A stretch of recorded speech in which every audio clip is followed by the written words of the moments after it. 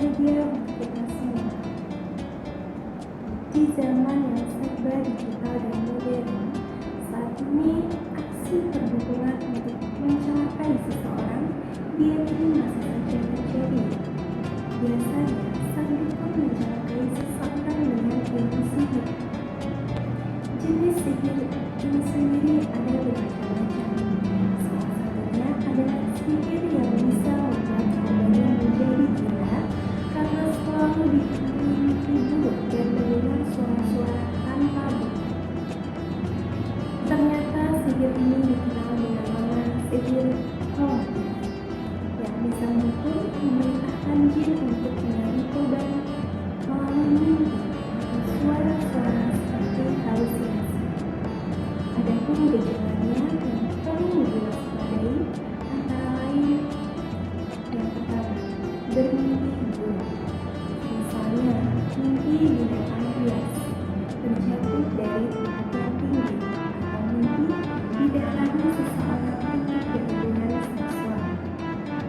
Yang kedua, ada suara yang mengajak bicara, namun tanpa ada sosok di sekitarnya. Yang ketiga, telinga sering terasa berdengung tanpa sebab. Yang keempat, terasa pusing yang sangat mudah. Cara pengobatan sihir khawatir yang bisa dilakukan untuk diri sendiri atau keluarga dekat. Yang pertama, wudhu segala kondisi, terutama menjelang tidur. Bacalah Al-Falaq dan An-Nas 3 kali dan tiupkan ke tangan. Lalu diusapkan ke seluruh bagian tubuh sebelum tidur. Yang ketiga, bacakan ayat-ayat ruqyah.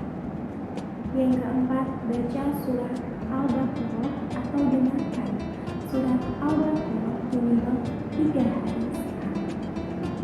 Yang kelima, lakukan ruqyah mandiri selama sebulan penuh setiap hari. Insya Allah, sihir bisa dihilangkan dengan sendirinya.